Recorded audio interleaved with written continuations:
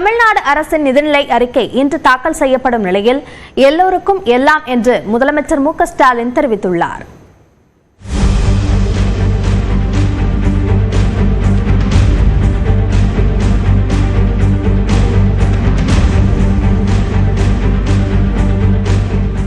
வருகின்ற மே 7ஆம் தேதியுடன் திமுக அரசு பதவியேற்று 4 ஆண்டுகள் நிறைவடைய உள்ளது. இந்த நிலையில் இன்று காலை 9:30 மணிக்கு நிதிநிலை அறிக்கையை அமைச்சர் தங்கம் தென்னரசு தாக்கல் செய்கிறார். அடுத்த ஆண்டு சட்டப்பேரவை தேர்தல் நடைபெறும் நிலையில் திமுக அரசு முழுமையான பட்ஜெட்டை தாக்கல் செய்கிறது. இதனால் பொதுமக்கள் மற்றும் அரசு ஊழியர்கள் மத்தியில் பெரும் எதிர்பார்ப்பு ஏற்பட்டுள்ளது. மகளிர் உரிமை தொகையாக மாதந்தோறும் 1000 ரூபாய் வழங்கப்பட்டு வரும் நிலையில் அது உயர்த்தப்படுமா, பயனாளிகளின் எண்ணிக்கை அதிகரிக்கப்படுமா என்ற எதிர்பார்ப்பு ஏற்பட்டுள்ளது. மத்திய அரசு 8வது ஊதிய குழுவை அமைத்துள்ள நிலையில் தமிழக அரசு என்ன செய்ய போகிறது என அரசு ஊழியர்கள், ஆசிரியர்கள் ஆவலுடன் காத்திருக்கின்றனர். இதேபோல அரசு பணிகளில் உள்ள காலி இடங்களை நிரப்புவதற்கு சிறப்பு அறிவிப்பு ஏதேனும் வெளியாகுமா என இளைஞர்கள் காத்திருக்கின்றனர்.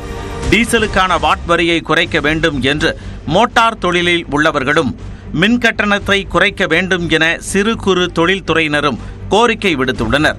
மத்திய அரசின் நிதி பங்களிப்பு போதுமானதாக இல்லாத நிலையில் நிதி சிக்கலையும் எதிர்கொள்ள வேண்டிய நிலையில் தமிழ்நாடு அரசு உள்ளது. குறிப்பாக புதிய கல்விக் கொள்கையை ஏற்காத காரணத்தால் 2000 கோடி ரூபாய் நிதியை மத்திய அரசு நிறுத்திவிட்டது. இதன் காரணமாக கல்வித்துறைக்கு வரும் நிதியாண்டில் கூடுதல் நிதி ஒதுக்க வேண்டிய நிலை உருவாகியுள்ளது. ஒவ்வொரு ஆண்டும் தமிழகத்தில் இயற்கை பேரிடர் பாதிப்பு அதிகரித்துக் கொண்டே வரும் நிலையில் இதற்கான நிவாரணத் தொகையையும் தமிழ்நாடு அரசே தனது சொந்த நிதியில் இருந்து செலவு செய்ய வேண்டிய நிலையில் உள்ளது. இந்நிலையில் வீடியோ வெளியிட்டுள்ள முதலமைச்சர் மு க ஸ்டாலின் எல்லோருக்கும் எல்லாம் என பட்ஜெட் குறித்து குறிப்பிட்டுள்ளார். சட்டப்பேரவையில் தாக்கல் செய்யப்படும் நிதிநிலை அறிக்கையை பொதுமக்கள் தெரிந்து கொள்ளும் வகையில் மாநிலம் முழுவதும் 936 இடங்களில் மெகா திரையில் ஒளிபரப்ப ஏற்பாடு செய்யப்பட்டுள்ளது. சென்னையில் மட்டும் 100 இடங்களில் பட்ஜெட் ஒளிபரப்பாகிறது.